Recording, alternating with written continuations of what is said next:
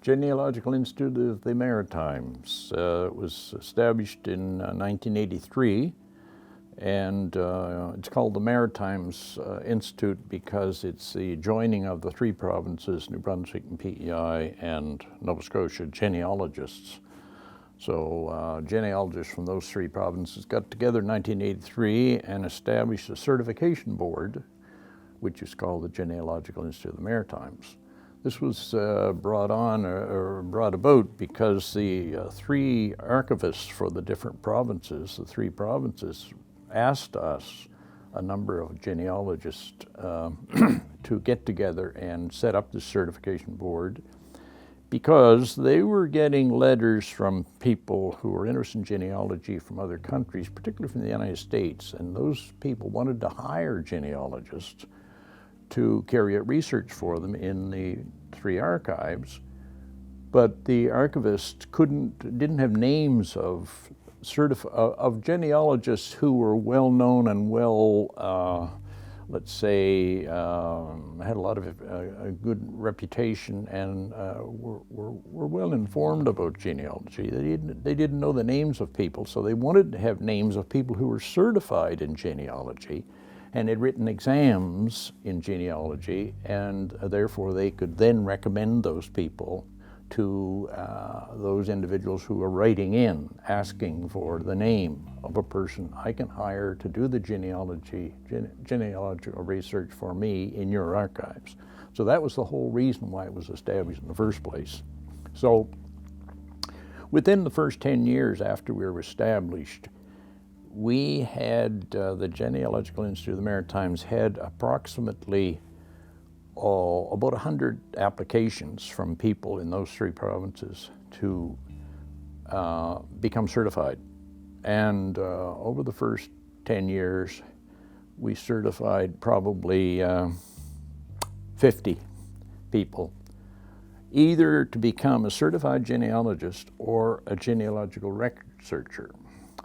Now, there's a difference between the two. The certified genealogist is sort of at the top as far as their ability, their capability. The genealogical record searcher is the lower level. They also write an exam, but the questions they're asked are not as sophisticated, not as detailed as the questions that are asked the certified genealogist. And a lot of people actually do the GRS exam first, and then they do some more studying, prepare themselves for the certified genealogist. Certified genealogists typically now charges about $35 an hour to do research, and there's a number of people.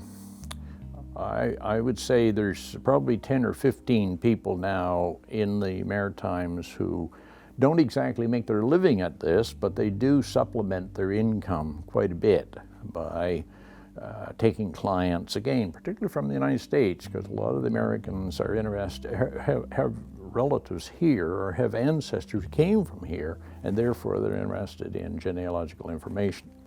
So that's sort of, in a nutshell, the story of why it started and what it actually does. Yeah. Yeah.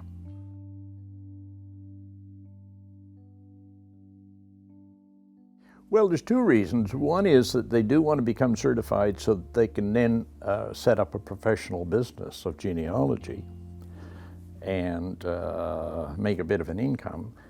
But most people who've applied wanted to simply go through the process of becoming certified in order for them to attain a level of knowledge of genealogical research so that they felt comfortable about doing genealogical research. And you know, a lot of people want to do something in order to sort of come up to a standard. And so that's the reason why a lot of people have become certified. Out of the 79 people who've been certified to date since 1983, I would say only approximately 15 or 20 are actually working as a professional and making some sort of an income by doing this. Yeah. Yeah.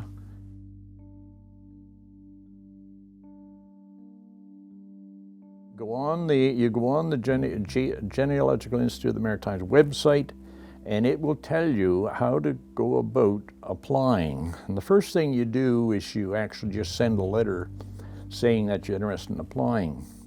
You'll be told that what you have to do first is look at the point system that we have, which measures your background in your education, your background in any genealogical work that you have done, that is attending lectures, possibly copying some cemetery inscriptions or copying some church records or doing anything that's related to genealogy.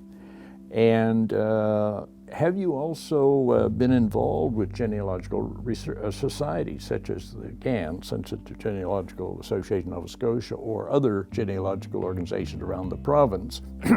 Have you been involved in doing these things? And there's a certain point system which allows you to measure where you are with respect to your background in genealogy.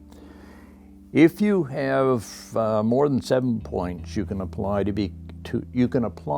then to write the exam to become a genealogical record searcher. If you have over 14 points, you can apply to become to sit the exam as a certified genealogist.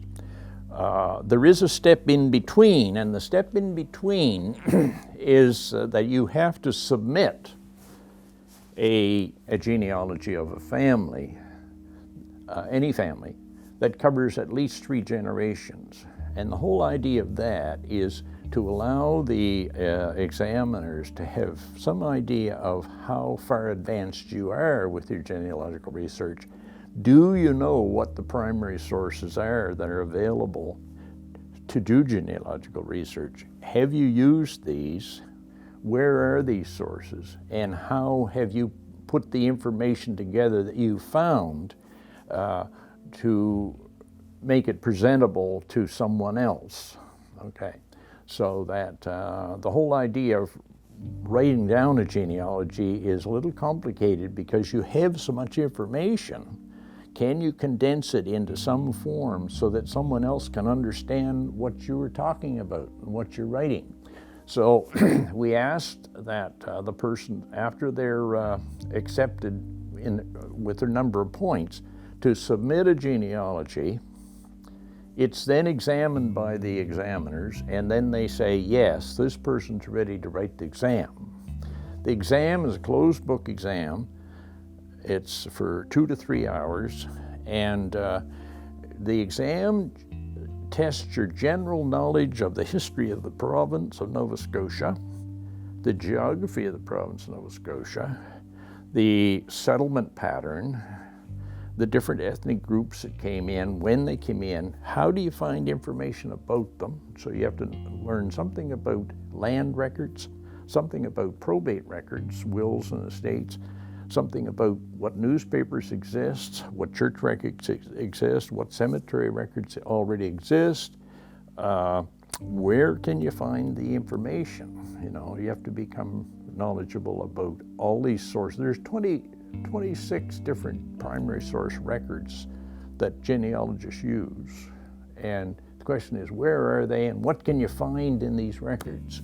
So, so that's, and if you pass the exam with a mark over 70%, then you get your certificate. And as I say, there's 79 people now have received certificates.